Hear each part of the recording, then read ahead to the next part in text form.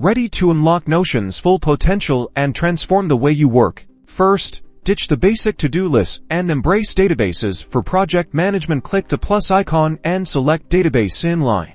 Name your database Project Tracker, then add properties. Click the plus sign next to name and add a status property as a select option, a due date property as a date, and an assignee property as a person. Now, visualize your projects differently by creating multiple views. Click Add a View, select Board for Kanban, Calendar for deadlines, and keep the default table for detailed info. Next, master relations. Link databases together. For example, create a client's database, then in your project tracker, add a relation property and connect it to the client's database. Finally, build a custom dashboard by linking databases and embedding widgets. Use the / command, type link database, and choose your project tracker. Add a progress bar using a formula and embed a Google Calendar for a complete overview. Play around with formulas to calculate progress. With these tips, you will be well on your way to optimize your Notion usage and boost your productivity.